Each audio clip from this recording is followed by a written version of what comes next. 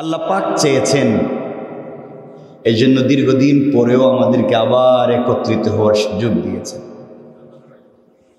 এই যে ভালোবাসাগুলা আল্লাহ রাসূল সাল্লাল্লাহু আলাইহি ওয়াসাল্লাম হাদিসে বলছেন, আলাইকুম বিমুজালাসাতিল উলামা, তোমরা আমাকে পাবা না, আমাকে দেখতেও পাবে না, আমার মজলিসে বসবার সুযোগও হয়তো অনেকের হবে না, তোমরা সুযোগ করে আমার উলামায়ে কেরামের মজলিসে বসে থাকো, যেন তোমরা আমি রাসূলের মজলিসে বসেছিলে। আল্লাহ রাসূল আরেক হাদিসে বলছেন, কুন আলিমান, হয় আপনি আলিম হবেন, জীবনে চলার পথে হয় আপনি আলেম হবেন, আও মুতাআল্লিমান, অথবা কোনো আলেমের ছাত্র হবেন। আলেমও হতে পারলেন না জিন্দেগিতে, আবার আপনি আলেমের ছাত্র হতে পারলেন না। আল্লাহ রাসূল বলছেন, আও মুঈনান, তাহলে তুমি আলেমকে সাহায্যকারী হও,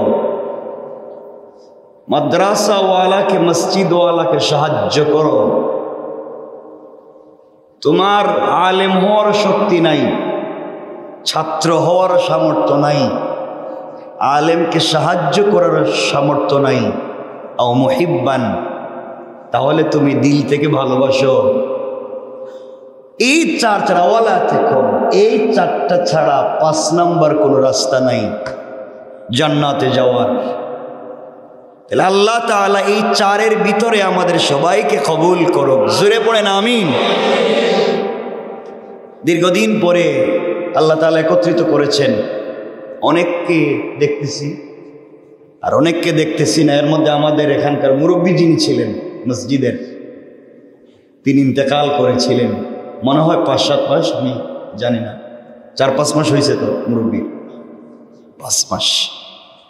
দোয়া করি আল্লাহ তাআলা আখিরাতের জিন্দেগিকে সহজ করে জান্নাতুল ফিরদাউসের ফয়সালা করে দিন।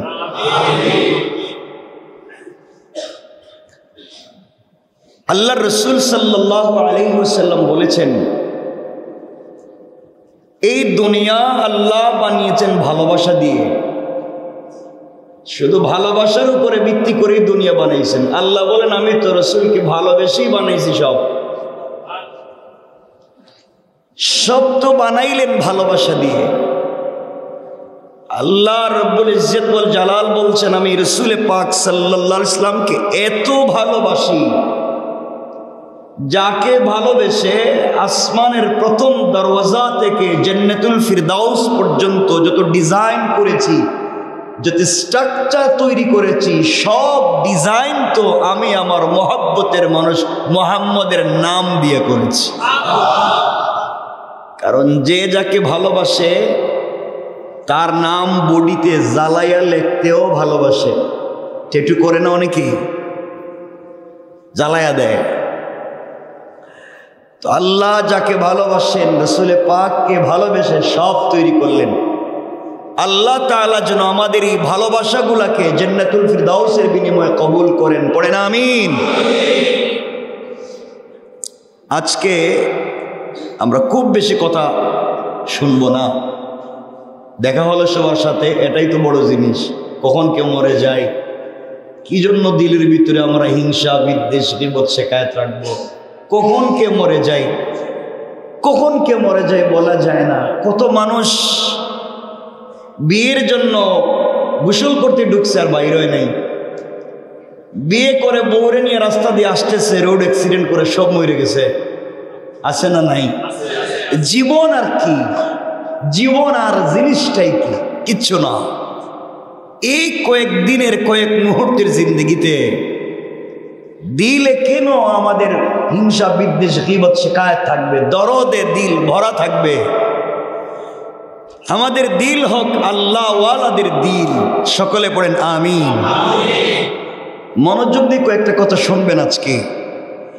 আল্লাহ তাআলা কোরআনে কারীমের 9 নম্বর পারার 7 নম্বর সূরা সূরা আল আরাফের 179 179 নম্বর আয়াতে আল্লাহ তাআলা বলছেন ওয়ালাকাদ যারানা লি জাহান্নামা কাসীরাম মিনাল জিন্নি ওয়াল ইনস, নিশ্চয় আল্লাহ অনেক মানুষকে এবং অনেক জিন্নাতকে তিনি জাহান্নামের লাকড়ি বানাবেন, জাহান্নামে দিবেন। কাকে দিবেন? অনেক মানুষকে। কাকে দিবেন? অনেক। আর কাকে দিবেন? আল্লাহ বলেননি কুকুর, বিড়াল, ছাগল, এগুলো বলেননি। দেখেন, কথা বুঝবেন। আল্লাহ বলছেন আমি জাহান্নামে দেব অনেক মানুষকে আর অনেক জিনকে। অপরাধ কি? কেন দিবেন?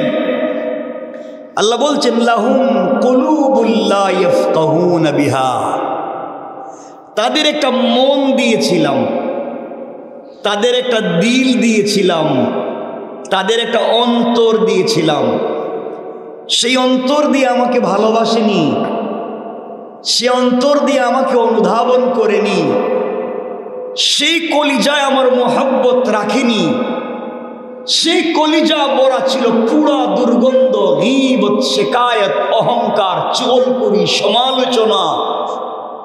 এই দিলে আমি ছিলাম না, এই দিলে আমার মোহাব্বত ছিল না, এই দিলে আমার প্রিয় হাবিবের দরদ ছিল না, এই দিলে আমার দ্বীনের মোহাব্বত ছিল না, এই দিলে আমার কোরআনের ভালোবাসা ছিল না। এই জন্য এই দিল থাকবার পরেও সে জাহান্নামী, কারণ দিল দিয়ে আমারে চিন্তা করে নাই, দিল দিয়া তার নেতারে চিন্তা করছে, দিল দিয়ে আমারে চিন্তা করে নাই। দিল দিয়া সে দুনিয়া কেমনে বাড়ানো যায়, একটা দোকান থেকে 10টা কেমনে করা যায়, একখানি জমি থেকে কেমনে 20খানি করা যায়, কিভাবে দুনিয়াকে বড় করা যায়, দিলে তুই মোহাব্বত ঢুকাইছে। তার দিলে দুনিয়ার সব শিক্ষা ঢুকাইছে, দিলে আমার কোরআনের শিক্ষা ঢুকায় নাই। এই দিল তো মুর্দা, যে দিলে সব আছে আমি নাই। এই জন্য আল্লাহ রাব্বুল ইজ্জতুল জালাল বলছেন এই দিলওয়ালাকে আমি জাহান্নামে দিব। কোথায় দিবেন? জাহান্নামে। এরপরে বলছেন ওয়ালাহুম আ'য়ুনুল লা ইউবসিরুনা বিহা, আরেকটা অপরাধ, তাকে আমি 2টা চোখ দিয়েছিলাম, এত দামি 2টা চোখ দিয়েছিলাম। এই চোখ দিয়ে আমার এই দুনিয়ার সুন্দর সৃষ্টি দেখবার কথা ছিল, এই চোখ দিয়ে কোরআন দেখবার কথা ছিল, এই চোখ দিয়া ভালো ভালো জিনিস দেখবার কথা ছিল, এই চোখ দিয়া মানুষের হিদায়াতের কল্যাণের জন্য কাজ করবার কথা ছিল। সেগুলা না করে চোখ দিয়া গুনার জিনিস দেখেছে, চোখ দিয়া অন্যায় করেছে, চোখ দিয়া কাগজ দেখে আরেকজনের নামে বুয়া সাক্ষী দিয়ে দিছে, চোখ দিয়া কাগজ দেখে আরেকজনের বিরুদ্ধে মিথ্যা মামলা দিয়েছে, চোখ দিয়া দেখে আরেকজনের সম্পত্তি দখল করেছে। এই চোখ থেকে এক ফোঁটা পানি আমার জন্য আসেনি, চোখ থেকে পানি পড়েছে দুনিয়ার মোহাব্বতে, চোখ থেকে পানি পড়েছে আরেকটা মেয়ের প্রেমে পড়ে। ওই কারণে আমি রবের জন্য, আমার হাবিবের জন্য, ইসলামী উম্মতের জন্য তার চোখ থেকে এক ফোঁটা পানি পড়ে নাই, চোখের দরদ নিয়ে কান্দে নাই, গভীর রাত্রে আমাকে পাওয়ার জন্য কান্দে নাই, সে কাঁদছে তার সম্পত্তি নষ্ট হয়ে যাওয়ার কারণে। এই জন্য আল্লাহ বলছেন ওয়ালাহুম আ'য়ুনুল লা ইউবসিরুনা বিহা, এই চোখওয়ালাকেও আমি জাহান্নামে দেব। আপনারা কি আমার কথা এতক্ষণ বুঝছেন? তাহলে বলেন তো, আমাদের যে দিল আছে, এই দিলে যদি আল্লাহর মোহাব্বত আর রসুলের মোহাব্বত না থাকে, এই দিলে যদি কোরআনের মোহাব্বত না থাকে, আমরা কোথায় যাব? সবাই বলা লাগবে কিন্তু। মসজিদে আসছে তো সবাই আল্লাহর ওলি হয়ে গেছে, মসজিদ থেকে বাইরে হওয়ার পরে চিন্তা করি মসজিদে আসার পরে কিরে হুজুর 10 মিনিট দেরি করতেছে কেন? 10 মিনিটও দোকানদারি করলে আর 5000 ইনকাম করতে পারত, মিনিট হিসাব করতেছে। কিন্তু দুনিয়ার সব থেকে দামি জায়গা তো মসজিদ, মসজিদে আসতে তো দিল তরফ দেওয়ার কথা ছিল, তামান্না বেশি হওয়ার কথা ছিল যে মসজিদে বসে থাকি, এটা তো গুনাহের জায়গা নয়, এটা হচ্ছে আল্লাহ তাআলা এই পৃথিবীতে কয়েকটা সেন্টার খুলছেন, আল্লাহ তাআলা শাখা খুলছেন, কেন্দ্রীয় সেন্ট্রাল রেখে দিয়েছেন তার কাছে। এরপরে পৃথিবীর জন্য একটা সেন্ট্রাল অফিস খুলছেন সৌদি আরবে, আর আমাদেরকে এগুলো দিয়েছেন শাখা অফিস। ঠিক না? এগুলো হচ্ছে আল্লাহর শাখা অফিস। এখানে হেড অফিস হচ্ছে একবার তার কাছে, আর পৃথিবীর একটা হেড অফিস বানাইয়া দিছে। এটা কই? বাইতুল্লাহ, ওখানে রেখে দিয়েছে, আর আমাদেরকে কিছু শাখা অফিস দিছে। এখান থেকে ওখানে সব রিপোর্ট দেয়, আর বাইতুল্লাহ থেকে উপরে রিপোর্ট দেয়। এই রিপোর্টগুলো যদি খারাপ হয়ে যায়, আমাদের ভালো হওয়ার আর কোনো সুযোগ নাই। চোখ থাকতে ভালো দেখেন, দিল থাকতে ভালো জিনিস চিন্তা করেন। এরপর আল্লাহ বলছেন আলাহুম আযানুল্লাহ ইয়াসমাউনা বিহা, তাদেরকে আমি কান দিয়েছিলাম, ভালো জিনিস শোনার কথা ছিল, সে কান পেতে শুনে আরেকজনের গীবত, সে কান পেতে শুনে শিকায়েত, সে আরেকজনের দরজায় কান পেতে শুনে এরা কি সলা পরামর্শ করে। কান দিয়েছিলাম কোরআন শুনবে, কান দিয়েছিলাম ভালো জিনিস শুনবে, সব বাদ দিয়া শুধু দুনিয়ার অন্যায়ের ভিতরে লিপ্ত আছে। আল্লাহ বলছেন এই সমস্ত মানুষকে বলছেন উলাইকা কাল আনআম, যাদের দিল থাকতে বুঝে না, কান থাকতে শোনে না, চোখ থাকতে দেখে না, আল্লাহ বলছেন এরা চতুষ্পদ জন্তুর মতো। নাউজুবিল্লাহ, কি শনিবারে কইবেন? আল্লাহ বলছেন এরা চতুষ্পদ জন্তু, মানে একটা কুকুরের মতো। এতটুকুন বলে যদি বাদ দিতেন বুঝলাম যে যাক দিন সে তোমরা কুকুরের মতোই। আল্লাহ বলছেন না, এরপরে বলছেন বালহুম আযাল, না, কুকুরের মধ্যেও তার মালিক ভক্ত প্রভু ভক্ত গুণ আছে, তোমার তো ভিতরে তাও নাই, তুমি কুকুরের চাইতেও খারাপ। এরপরে বলছেন আল্লাহ তাআলা এর অপরাধ উলাইকা হুমুল গাফিলুন, তারা তো সবকিছু থেকে গাফেল। এই জন্য আমার মুসলমান বন্ধুগণ কথাগুলো দিল দিয়ে শুনেন কি বলতে চাই। আল্লাহ রাব্বুল ইজ্জত ওয়াল জালাল বলে দিয়েছেন গোলাম রে, দুনিয়ার জমিনে ওই সমস্ত মানুষগুলাকে আমি আল্লাহ জাহান্নামের লাকড়ি বানিয়ে দিতে চাই, যাদের দিল থাকবার পরেও চিন্তা করে নাই, যাদের চোখ থাকবার পরেও দেখে নাই, যাদের কান থাকবার পরেও ভালো জিনিস শোনে নাই। আল্লাহ বলছেন তারা চতুষ্পদ জন্তু নয়, তার চাইতেও খারাপ। কারণ কুকুর চতুষ্পদ জন্তু, ওই কুকুর মালিক তাকে ভালো জিনিস খাবার দুনিয়ার জমিনে দেয় না। মালিকের বাড়িতে যখন অনুষ্ঠান হয়, মালিক তার মেহমানদেরকে নিয়ে, বন্ধু বান্ধবদেরকে নিয়ে ভালো জিনিসগুলা খাওয়ার পরে হাড্ডিগুলা, উচ্ছিষ্টগুলা, ময়লা আবর্জনাগুলা রাস্তায় ফেলে দেয়। এগুলা রাস্তার কুকুর খাইয়া সারা রাত মালিকের দরজায় পাহারাদারি করে, আর আল্লাহকে ডাক দিয়া বলে আল্লাহ এত কিছুর পরেও যে আমার মালিক আমাকে কিছু তো দিল, মালিক তো কিছু দিল। এই জন্য সারা রাত দাঁড়িয়ে দাঁড়িয়ে মালিকের দরওয়াজায় পাহারাদারি করে, কোনো চোর আসলে চিৎকার চেঁচামেচি করে মালিককে হুঁশিয়ার করে দেয়। আল্লাহ বুঝাতে চাইলেন এত কিছু খাওয়ার পরেও, উচ্ছিষ্ট দেওয়ার পরেও, মায়ের আঘাত রক্তাক্ত হওয়ার পরেও কুকুর মালিকের দরওয়াজা ফেলে দিয়ে যায় না।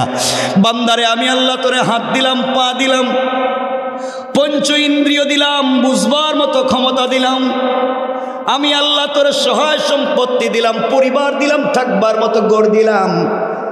এত কিছু দেওয়ার পরে নিমক হারামের মতো রাত্রবেলা তুমি কেমনে ঘুমাইয়া যাও? বান্দা আমি ফজরের সময় দুনিয়ার জমিনের ইমামদেরকে দিয়া, মুয়াজ্জিনদেরকে দিয়া ডাকাইয়া বলছি গোলাম হাইয়া আলাল ফালাহ, আসো কল্যাণের দিকে, কল্যাণ তো আমার কাছে, কল্যাণ নিয়ে যাও। তুমি কখনো আসলে না, সারাদিন চলে গেল, আমার কথা শুনলা না। জোহরের সময় আবার মুয়াজ্জিন ডাকি, আর ডাক দিয়া বলে আল্লাহর গোলাম, ফজরের সময় ডাকলাম, ডাকতে ডাকতে কত ডাক দিলাম, আসলা না। এরপরে ফজরের সময় আরেকটা বাড়িয়ে বলছি আসসালাতু খায়রুম মিনান নাওম, ঘুমের চাইতে আল্লাহকে স্মরণ করা বেশি দরকার। এগুলা বলবার পরেও তুমি আসলা না। জোহরের সময় হয়ে গিয়েছে, আবার তোমাকে ডাকলাম, আসো না, দেখে যাও আল্লাহ তাআলা যেই শাখা অফিসগুলা পৃথিবীতে খুলেছেন, এখানে শুধু রিলিফ দিতেছেন, ফ্রি দিতেছেন, আসলেই শুধু সওয়াব, আসলেই শুধু কল্যাণ। তিনি কিন্তু তার শাখা অফিসগুলায় রহমত বারাকা রেখে দিয়েছেন। আসো, জোহরের সময় নাই, আসরে নাই, মাগরিবে নাই, ইশায় নাই, এক ওয়াক্ত নাই, সারাদিন চলে গিয়েছে। ফেরেশতারা রিপোর্ট করছে, আল্লাহ নিজের হাত দিয়া যে গোলামকে বানাইছিলা ওই গোলাম সারাদিন ডাকলাম, 5 বার তোমার পক্ষ থেকে ডাকলাম, কোনো একটা ডাকের সাড়া দিল না, একটা বারও আসলো না। আয় আল্লাহ, তুমি না মোহাব্বত করে গোলাম বানাইছো, এই গোলামকে পুরা দিনে 5 বার ডাকলাম, একবারও আসে নাই। আল্লাহ রাব্বুল ইজ্জত ওয়াল জালাল গভীর রজনীতে ডাক দিয়া বলছে, গোলাম, সারাদিন দুনিয়ার মুয়াজ্জিন রে দিয়া ডাকলাম, তুমি আসলা না। আমি রাগ করে তোমার অক্সিজেন বন্ধ করে দিতে পারতাম। ও গোলাম, আমি রাগ করে তোমাকে প্যারালাইসিস বানিয়ে জমিনে ফেলে দিতে পারতাম। ও বান্দা, তোমাকে রোড অ্যাক্সিডেন্ট করাইয়া তোমাকে ধ্বংস করে দিতে পারতাম।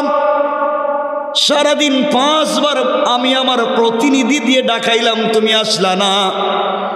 আমি আল্লাহ 5-6 মাত্রার ভূমিকম্প নয়, 8-9 মাত্রার ভূমিকম্প 50 সেকেন্ড দিলে তোমার জমিন থাকবে না। বান্দারে এত কিছু করলাম, এরপরেও ডাকাডাকি করলাম, তুমি আসলা না। বান্দা, এবার আমি চাইলে তোমার উপরে রাগ করতে পারি, কিন্তু নিজের হাত দিয়া বানাইছি, রাগ করতে পারি না। এই জন্যে বান্দা, গভীর রাত্র হয়ে গেছে, যার সঙ্গে যার মহব্বত, যার সঙ্গে যার ভালোবাসা, গভীর রজনীতি অন্ধকারে একাকিত্বে ফিস ফিস করে কথা বলতে মজা লাগে, শান্তি লাগে। মহব্বতের মানুষের সঙ্গে অন্ধকারে একা একা দিলের কথা বলতে ভাল লাগে। আল্লাহ বলছেন, বান্দা সারাদিন তোরে কত ডাকলাম, পাইলাম না। আমি আমার প্রতিনিধি দিয়া ডাকাইলাম, আসলা না। এইবার গভীর রজনীতে চুপি চুপি আমি আল্লাহ তোমার ঘরের দরজায় হাজির। আল্লাহু আকবার বলেন। ও বান্দা, এবার আর কাউরে দিয়ে ডাকাই না, আর দুনিয়ার কোন মুয়াজ্জিন তোমার ডাকে না। এবার আমি আল্লাহ স্বয়ং তোমার দরজায় এসে ডাক দিয়া বলছি, গোলাম, আলা মিন মুস্তাগফিরিন ফাগফির আলাহ। ও বান্দা, বুঝতে পেরেছি সারাদিন আসো নাই, গুনাহ করেছো, অন্যায় হয়ে গিয়েছে, অপরাধ করে ফেলেছো। বান্দা, লজ্জায় আমার ঘরে আসো নাই, দুনিয়ার মানুষের ডাকেও যাও নাই। গোলাম রে, আর এভাবে পলায়ন করে করে থাকবা না। এবার আমি আল্লাহ তোমার ঘরের দরজায় হাজির হয়ে গিয়েছি। জীবনে কি কি অপরাধ করছো কানে কানে ফিস ফিস করে আমাকে জানাইয়া দাও। আমি আল্লাহ কথা দিলাম, তোমার কোনো অপরাধ পৃথিবীর মানুষকে জানাতে দেব না। আমি আল্লাহ আমার সত্তার নামের খাতিরে সবগুলো অপরাধকে গোপন করে দিয়া তোমার পুরো জিন্দগির অপরাধগুলাকে ক্ষমা করে দিয়ে আমি আল্লাহ তোমাকে জান্নাতি বলে ফয়সালা করে দিতে আমি আল্লাহর এক মুহূর্ত দেরি হবে না। জোরে আওয়াজ করে পড়েন। চিন্তা করেন, রব আমাকে আপনাকে কিভাবে ক্ষমা করতে চায়, রব আমাকে আপনাকে কিভাবে মাফ করে দিতে চায়। কিন্তু আমি আপনি তো সেই রবের পথে যাই না। আমার কথা কি আপনারা বুঝতে পারতেছেন? আমি আপনি সেই রবের পথে যাই না, আমরা কৃতজ্ঞ থাকি না। আপনি একবার মনে করেন, এই পৃথিবীতে একজন পয়গম্বর ছিলেন, হযরত আইয়ুব আলাইহিস সালাম। হযরত আইয়ুব আলাইহিস সালামের ঘর পুড়ে গেল, খামার নষ্ট হয়ে গেল, ঘরবাড়ি ধ্বংস হয়ে গেল, তিনি সন্তান হারালেন, তিনি স্ত্রী হারালেন, নিজে পৃথিবীর নির্মম নিষ্ঠুরভাবে অসুস্থ হলেন। এত কষ্ট, এত বিপদ, কিন্তু তিনি ভরসা হারালেন না। আল্লাহু আকবার। এত কষ্ট, সন্তান মরে গেছে, স্ত্রীরা সবাই চলে গেছে, ঘর পুড়ে গেছে, খাবার নষ্ট হয়েছে, খামার ধ্বংস হয়ে গেছে, সন্তানরাও নাই, নিজে হলেন অসুস্থ। এত কষ্ট, এত বিপদ, তিনি ভরসা হারালেন না। দেহ দুর্বল হয়েছে ঠিকই, কিন্তু আল্লাহর স্মরণ তার থেকে দুর্বল হয় নাই। পড়েন সুবহানাল্লাহ। এত কিছুর পরে যখন আইয়ুব আলাইহিস সালামের দেহ দুর্বল হয়েছে, ওই যে দিলটা দুর্বল হয় নাই। আল্লাহ তাআলা ডাক দিয়ে বলছেন, আমি আমার আইয়ুবকে ধৈর্যশীল পেয়েছি।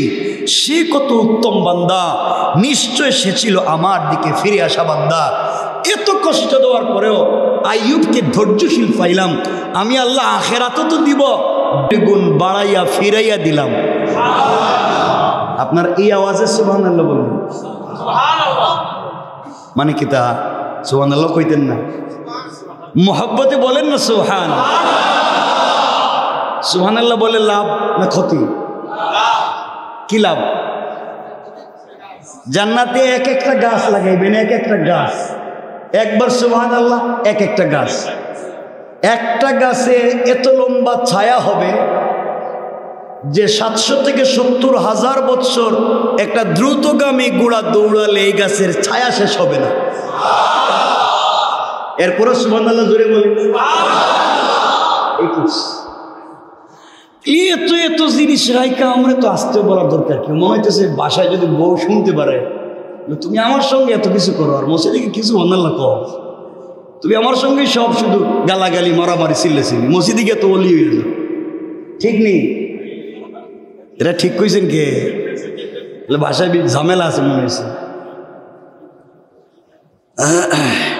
আমার বন্ধুগণ, এই আইয়ুব আলাইহিস সালাম সম্পর্কে আল্লাহ বলছেন, আইয়ুব তো ধৈর্যশীল ছিলেন।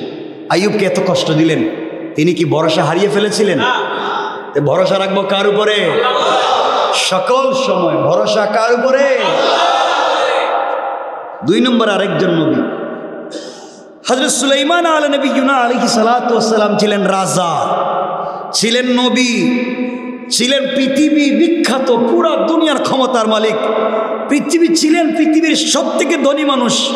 আল্লাহ তাকে এমন নিয়ামত দিয়েছিলেন যার কাউকে দেন নাই।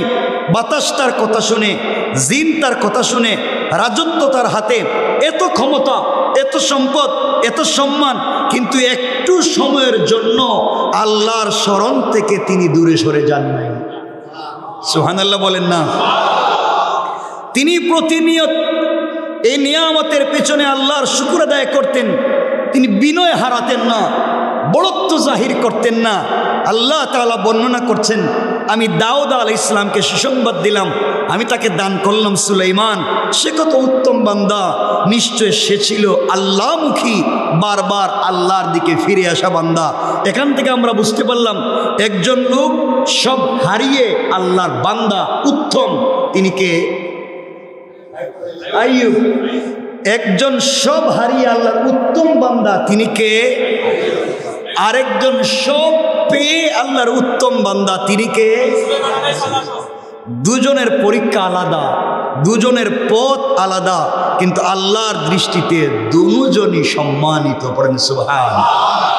আল্লাহ কখনো কাউকে কষ্ট দিয়ে কাছে টানেন, আর কাউকে বিপুল সম্পদ দিয়ে পরীক্ষা করে কাছে টানেন। এই জন্য পৃথিবীটা হলো পরীক্ষার জায়গা। তাই ভরসা রাখবো একমাত্র আল্লাহর উপরে। যে বিপদই আসুক, দুনিয়ায় পয়সাওয়ালা বানাক আর ধনী বানাক আর গরিব বানাক, সকল পর্যায়ে একমাত্র ভরসা কার উপরে? হাসবি আল্লাহ, আল্লাহ আমার জন্য যথেষ্ট। এর চাইতে বড় জিনিস পৃথিবীতে আর আছে? কিন্তু আমাদের তো এই ভরসাটুকু নাই। একটা হয়ে গেছে, আমার মন চায় এই আলোচনা থেকে আমি একটা আলোচনাকে নিয়ে আসতে। হজরতে লুকমান হাকিম তার সন্তানকে তার জিন্দগিতে মোটামুটি 74টা তিনি ওসিয়ত করেছিলেন। আমরাও চাই আমাদের সন্তানদেরকে এই ওসিয়তগুলো করতে, নাকি চাই না? চাইছিলাম এই কথাগুলো নিয়ে আসি, কিন্তু সময় আমার কমে যাচ্ছে, লম্বা করব না, কষ্ট হবে না তো ইনশাআল্লাহ তাআলা। এরপর আরেকটা কথা আমাদের এসে শুনলাম এবং জানলাম, মসজিদে কাজ হচ্ছে এবং আরও অনেক কাজের দরকার মসজিদে। তো মসজিদে কাজ কি আল্লাহ তাআলা এসে করাইবেন? একটু বলেন না। না আমাদেরকে করতে হইব? আমরা কেমনে করব? পয়সা তো দিতে চাই না। আল্লাহর জন্য যেটা ছিঁড়া, যেটা চলে না, এটা আল্লাহর দিয়ে দিলাম। আল্লাহ বলছেন, আমি তো গনি, আমি ধনী, আর তোমরা হলো সব ফকির। আল্লাহ বলছে, ইন্নাল্লাহা গানিয়্যুন, নিশ্চয় রব ধনী, ওয়া আনতুমুল ফুকারা, তোমরা সব ফকির। এরপর আমরা সেরাটাকে আল্লাহরে দিই। এই জন্য যদি কোনোদিন চাওয়া হয়, যদি কোনোদিন বলা হয় যে মসজিদের কাজের জন্য কিছু সহযোগিতা করেন, ইনশাআল্লাহ সবাই অল্প হলেও দিবেন তো। রাসূল বলছেন মান বানা লিল্লাহি মাসজিদান বানাল্লাহু লাহু বাইতান ফিল জান্নাহ। কেউ যদি মসজিদে একটা ইটের টুকরাও সহযোগিতা করে, আল্লাহ তাআলা তার জান্নাতে 6666 তালা এটা বিল্ডিং এর মালিক বানাইয়া দিবেন। এটা ইটের টুকরা। আর আল্লাহ রাসূলের সেই হাদিস হলো, আমার উম্মতেরা মারা যাওয়ার আগে একটা খেজুরও যদি তোমরা সাদাকা দান করতে না পারো, খেজুরের বিচিটা হইলেও দিয়ে যাইবে। সুবহানাল্লাহ বলেন। খেজুরের দানাটাও তোমরা দিয়ে যাই, হয়তো এর ওসিলায় তুমি মাপ পেয়ে যাবা। তো আমাদের কি খেজুরের বিচি দেওয়ার মতো তৌফিক নাই? একটু হাত তুলে দেখান তো কার কার নাই। আল্লাহ রে, এটা কোন কথা হইল যে আমরা একটা দানা দেওয়ার তৌফিক নেই? আমি তো মোটামুটি অনেকে চিনি। আল্লাহ আমাদেরকে কবুল করুক।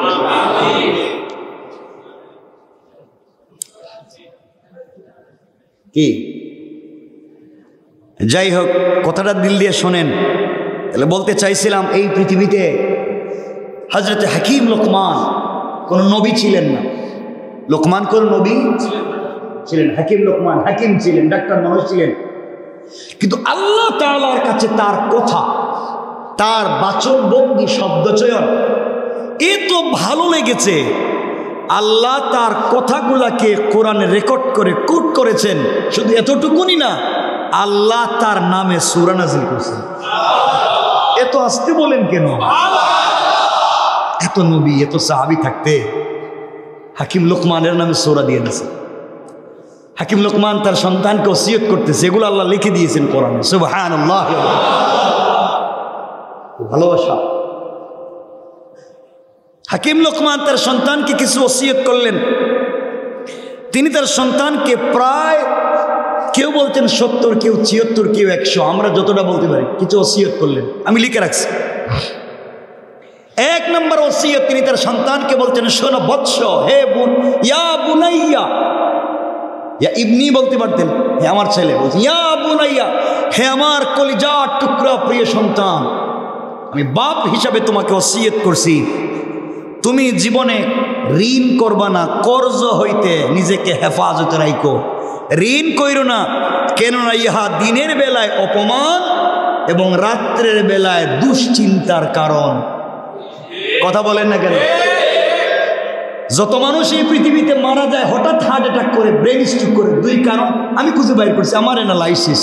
2টা কারণ বেশি বড়। একটা হলো ঋণের বোঝা, আর 2 নম্বর হলো ঘরের ভিতরে বউয়ের নির্যাতন। যে হাটে যে জুড়ে, ঠিক কইলেন, বউ যদি বুঝতে পারে এটা খবর আছে। কিন্তু কথা হচ্ছে এটাই, আজকে বাংলাদেশে নারী নির্যাতন আইন আছে, মামলা হয়। যদি পুরুষ নির্যাতন থাকতো, মোটামুটি মসজিদের সব মুসল্লি 200 করে করতো, ঠিক কিনা? দেখছেন নি ঠিকের অবস্থা? আমি জানি তো, আমি জানি এটা করে দিতেন। পরিবারকে সুন্দর করেন, পরিবারকে ভালোবাসেন।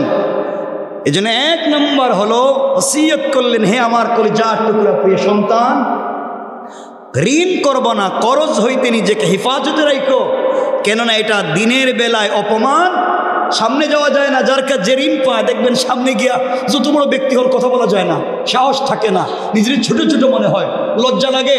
হ্যাঁ ছোট, আপনি বড়, কিন্তু আপনার কাছে পয়সা পায়, ধুমধাড়াক্কা কথা বলে ফেলে, মানুষের সামনে অপমান করে, গালাগালি করে, হুমকি দামকি দেয় না? হযরত লোকমান বলছেন, দিনের বেলা অপমান আর রাত্রের বেলা দুশ্চিন্তার কারণ। 2 নম্বরে তিনি বলছেন, শোনো বৎস, তোমাকে 2 নম্বর ওসিয়ত করলাম, তুমি মুরগের চাইতে বেশি অক্ষম হইও না, মুরগের চাইতে বেশি অক্ষম হইও না। সে তো শেষ রাত্রিতে জাগিয়া ফজরের আগে চিৎকার চেঁচামেচি শুরু করে দে, মুরগ উঠেনি। কথা, মুরগ ফজরের আজানের সময় সে উঠে চিৎকার করে, আর তুমি বিছানায় ঘুমিয়ে পড়ো, ঘুমিয়ে থাকো। তুমি এত অক্ষম হইও না যে মুরগ তোমার আগে ফজরের সময় উঠে যায়। আর তুমি ঘুমিয়ে থাকো এমন হইও না। মুরুগ তার জবান দিয়া ফজরের সময় তার মালিককে খুশি করবার জন্য চিল্লায়। আমরা মনে করি মুরুগ তো কুকুর বলে। বান্দারে, ও আমার সন্তান, তুমি এত দুর্বল হয়ে যায় না যেন তোমার আগে কোনোদিন মুরুগ না উঠতে পারে। আমরাও আজকের থেকে ওয়াদা করলাম, মুরুগের আগে হইলেও আমরা ঘুম থেকে উঠে ফজরের সালাতে মসজিদে চলে আসবো। পড়েন ইনশাআল্লাহ। আল্লাহ রাসূল বলছেন, সালাতু আলা ওয়াক্তিহা, সালাত অন টাইম ইন জামাআ, সালাত হবে সময় মতো জামাতের সাথে। এটাই নিয়ম, এটাই দিস ইজ ইসলাম, এটাই ইসলাম, যে সময় মতো কাজ করতে পারা। আমরা তো সময় মতো কোথাকার কাজ, ফজরের নামাজ মাগরিবেও নাই, ঠিক নেই, একটু কষ্ট করেন না। তাহলে 2 নাম্বার ওসিয়ত করলেন, বাবা তুমি কম পক্ষে মুরুগের মতো কম হয়ে যায় না। মুরুগ তোমার চাইতে যদি আগে উঠে যায়, এর চাইতে লজ্জার কিছু নাই। 3 নাম্বার তিনি বলছেন, বাবা শোনো, গুরুত্ব সহকারে জানাজার নামাজে শরীক হইবা। কেউ মরে গেলে হয়তো অনুষ্ঠানা দিতে শরীক হওয়ার থেকে নিজেকে বাঁচাইয়া রাখবা। আমরা শুক্রবার হইলে কত মানুষের দাওয়াতে যাই, কিন্তু পাশের বাসায় কেউ মরে গেলে তার জানাজায় যাওয়ার সময় নাই। তুমি যেই সমস্ত অনুষ্ঠানে যাও, বিয়েতে যাও, গায়ে হলুদে যাও, ওখানে তুমি না গেলেও চলবে। ওখানে ভালো কাজের চাইতে গুনাহ হয়ে যায় বেশি। আমার একটা কথা বড় কষ্ট লাগে, বিয়ের সময়, তোমার বিয়ের সময় 1500 থেকে 2000 লোককে দাওয়াত করে অনুষ্ঠান করে নিয়ে খাওয়াইলা সেন্টারে, কিন্তু তোমার বউর ডেলিভারির সময় এই 1500-2000 লোক থেকে একটা লোককেও 1 ব্যাগ ব্লাড দেওয়ার জন্য পাওয়া যায় না। ঠিক কিনা বলেন? কারে খাওয়াইছিলেন, কারে ভালোবাসলেন? কেন আমরা এই ভুল পথে চলি? এই জন্যে হাকিম লোকমান বলছেন, বাবা গুরুত্ব সহকারে জানাজায় শরীক হইবা, অহেতুক অনুষ্ঠান দিতে যাইবা না। 4 নাম্বার তিনি বললেন, ও আমার কলিজার টুকরা সন্তান, আল্লাহর সান্নিধ্য অবলম্বন করবে। এতে যে কোনো জিনিস দিয়া হোক, যেভাবে পারো আল্লাহর সান্নিধ্যে থাকবার চেষ্টা করবা। পৃথিবীর মানুষকে খুশি করবার ব্যর্থ চেষ্টা করবা না। যেভাবে পারো আল্লাহকে খুশি করবার চেষ্টা করবা। আল্লাহ যদি তোমার উপরে খুশি হয়ে যায়, পুরা দুনিয়ার মানুষ তোমার উপরে অসন্তুষ্ট হলেও তোমার যায় আসে না। আল্লাহু আকবার। কয়টা বলছি? 4টা, মনে রাখবেন কিন্তু। 5 নাম্বার তিনি বললেন, শোনো হে আমার সন্তান, শোনো, অন্যকে যে কোনো উপদেশ দেওয়ার আগে নিজে সেটা আমল করবা। নিজে আমল করো না, অন্যকে লম্বা লম্বা উপদেশ দাও। নিজের বাচ্চারে পড়াইতেছো ওয়েস্টার্ন কালচারে, মাদ্রাসায় দেও নাই, হাফিজ আলিম বানাও নাই, আরেকজনরে তুমি জোর জবরদস্তি করো তার বাচ্চারে মাদ্রাসায় দেওয়ার জন্য। নিজে করো না, আরেকজনকে বলো, এটা নয়। উপদেশ আগে নিজে আমল করো, এরপরে অন্যকে বলো।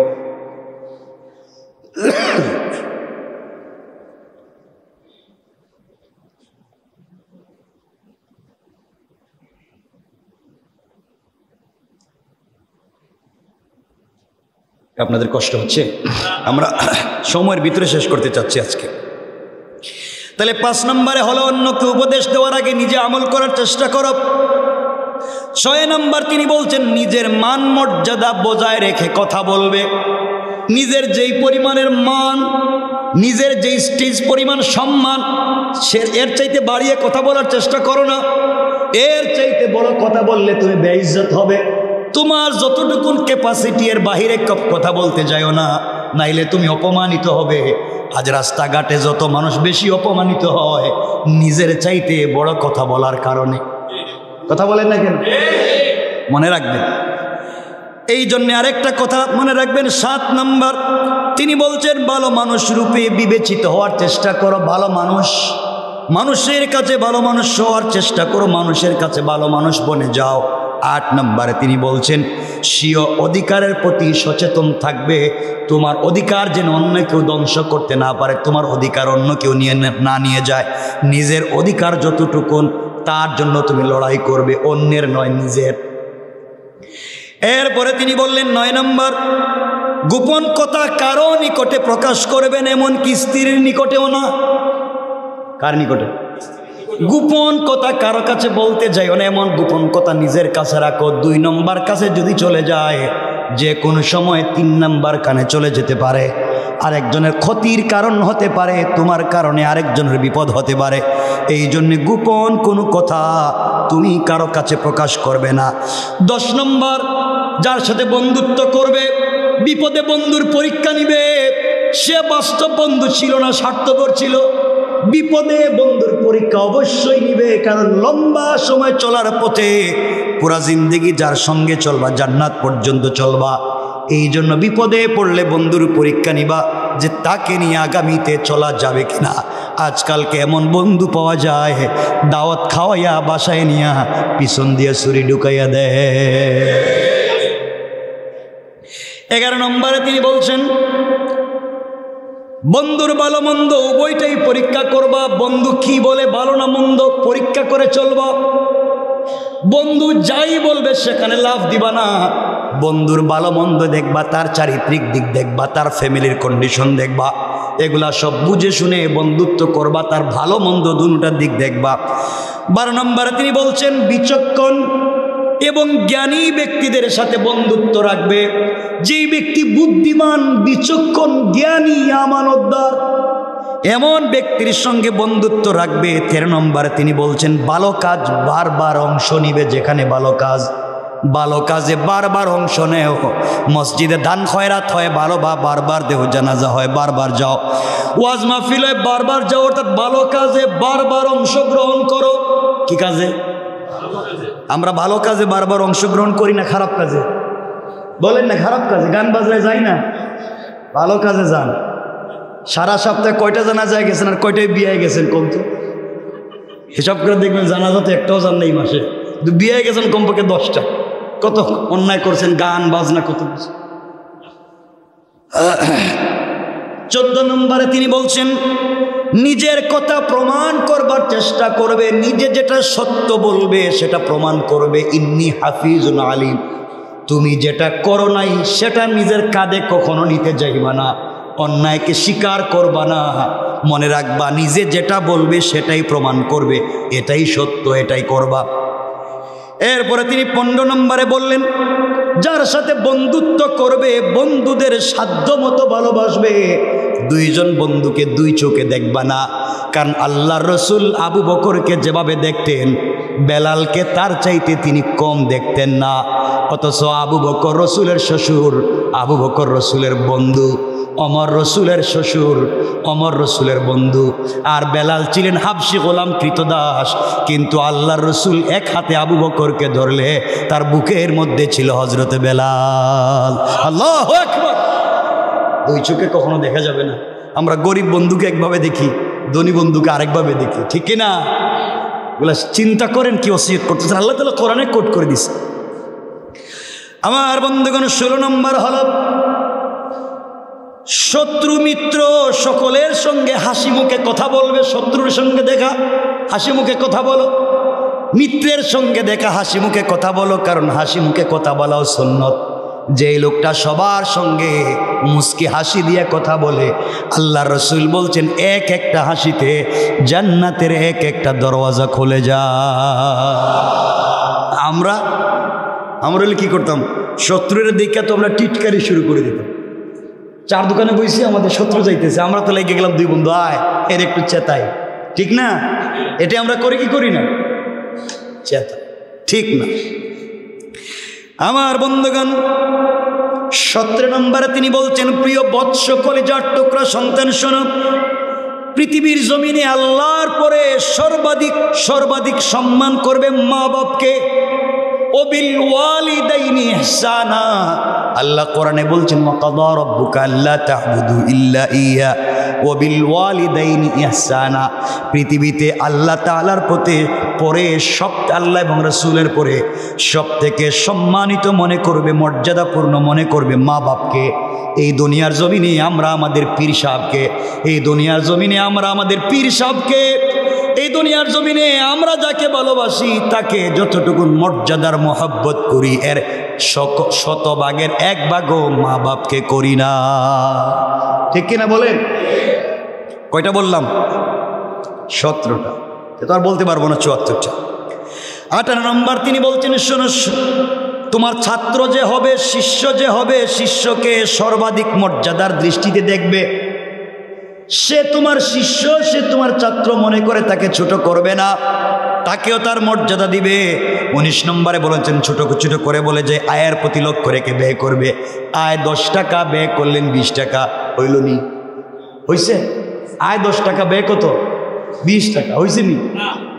তিনি বলছেন আয় দেখে ব্যয় করবে। এরপরে তিনি বলছেন 20 নম্বরে কথা বলার সময় মুখ আয়ত্তের মধ্যে রাখবে। কথা বলার সময় লাগাম ছাড়া কথা বলল না। আমরা বলিনি, কথা বলেন না কেন? এই জন্য মাফ চাইতে হয়। তিনি বলছেন লাগাম ছাড়া কথা বলল না, কথা বলার সময় মুখ আয়ত্তে রেখে কথা বলো। 21 নম্বরে বলেছেন বীরত্বকে নীতি হিসাবে গ্রহণ করো। বীরত্ব এটা নীতি, এটা মনে রাখো। এরপরে বলছেন 22 নম্বরে শরীর এবং পোশাক পরিষ্কার পরিচ্ছন্ন রাখবে। পয়সা থাকবার পরে তুমি অপবিত্র অপরিচ্ছন্ন কাপড় পোশাক পরে এটা না, পরিষ্কার পরিচ্ছন্ন থাকবে। 23 নম্বর তিনি বলেছেন সবসময় ঐক্যবদ্ধ থাকবে, সবরে একসাথে নিয়ে চলবে। 24 নম্বরে তিনি বলেছেন প্রচলিত অস্ত্রশস্ত্র অর্থাৎ যানবাহন, ড্রাইভিং সব কিছুর প্রশিক্ষণ দিয়ে রাখবে। কখন কোনটা কাজে লাগে বলা যায় না, এগুলো লাগেনি আমাদের, সব বলে দিয়েছেন। আল্লাহ তাআলার কাছে এগুলো ভালো লাগছে। 25 নম্বরে তিনি বলছেন প্রত্যেক ব্যক্তিকে তার যোগ্যতা অনুযায়ী দায়িত্ব প্রদান করবে। এখন তার যোগ্যতাও হইল কিসের? হেল্পারের। হেরে দিয়ে দিলেন বিমান চালাইতে, কাজ হইব না? বলেন কাজ হবে? যার যতটুকুন যোগ্যতা তাকে ততটুকুন দায়িত্ব দিবেন। এরপরে তিনি বলছেন 26 নম্বর রাতের বেলায় বেশি কথা বলার প্রয়োজন হলে আস্তে এবং নরম সুরে কথা বলবে, যেন অন্যের ডিস্টার্ব না হয়। রাত্রে যখন কথা বলবে আস্তে আস্তে কথা বলবে, নরম সুরে কথা বলবে, অন্যের জন্য ডিস্টার্ব না হয়। 27 নম্বরে তিনি বলছেন দিনের বেলায় যখন কথা বলার প্রয়োজন হবে চতুর্দিক তাকাইয়া দেখবে কেউ আশেপাশে আছেনি, এরপর কথা বলো। আমরা যেইভাবে টেলিফোন রিসিভ করে হ্যালো দইলে উঠে, মানুষের তো কলিজা কাঁপতে উঠে। কথা বলেন না কেন? এই তো আমাদের কারণ তিনি নিষেধ করেছেন। 28 নম্বরে তিনি বলেছেন কম কথা বলো, কম খাও, কম ঘুমানোর অভ্যাস করো। কম খাওয়া, কম কথা বলা, কম খাওয়া, কম কথা বলা, কম ঘুমানোর অভ্যাস করো। কারণ এই তিনোটা কাজে যদি কম করতে পারো তুমি জান্নাতে পৌঁছে যাও। কয়টা বললাম? 28টা। 29 নম্বর নিজের জন্য যা পছন্দ করো না অন্য মুসলমান ভাইয়ের জন্য তা পছন্দ করো না। এরপরে তিনি বলছেন 30 নম্বর বিচক্ষণতা এবং কৌশল অবলম্বন করে কাজ করবে। এই 30টা আজকে বলছি, আমরা সামনের দিকে যেতে চাই না। এই 30টা কমপক্ষে মনে থাকবে তো ইনশাআল্লাহ তাআলা। আমরা গুনাহ হয়ে যেতে পারে, আল্লাহর রাসূল সাল্লাল্লাহু আলাইহি ওয়াসাল্লাম এখান থেকে আমরা যা বললাম গুনাহ হয়ে যেতে পারে, অপরাধ হয়ে যেতে পারে, মাফ করে দেওয়ার মালিক কে? এই জন্য আপনাদেরকে শোনা কথা আবার মনে করাইয়া দেই। মুসা আলাইহিস সালাতু ওয়াস সালাম যত বড় অপরাধ করি, যত বড় গুনাহ করি, আল্লাহ বলছেন বান্দা তুমি আমার রহমত থেকে নিরাশ হয়ে যাও না। কথা দিলাম কেউ জানবার আগে তোমাকে ক্ষমা করে দেব, এটা আমার ওয়াদা। মুসা আলাইহিস সালাতু ওয়াস সালাম 70,000, কেউ বলছেন 72,000 বনি ইসরাইল নিয়ে দোয়া করলেন বৃষ্টির জন্যে। আল্লাহ তাআলা সব বনি ইসরাইলকে নিয়ে মুসা ময়দানে গিয়ে মাথা খুলে দোয়া করলেন। দীর্ঘক্ষণ দোয়া করার পরে বৃষ্টি হলো না। মুসা আল্লাহর কাছে জিজ্ঞেস করলেন, আল্লাহ এত লম্বা দোয়া করলাম আমি, মুসা এতগুলা মানুষের নিয়ে দোয়া করলাম, দোয়া কেন কবুল করলেন না? আল্লাহ বললেন, মুসা তোমার এই 72,000 মানুষের মধ্যে 71,999 জন লোক ভালো, আর একটা লোক বড় ভয়ঙ্কর জিনাকার গুনাহগার। ওই একটা লোকের কারণে আমি 72,000 মানুষের দোয়াকে বন্ধ করে দিলাম।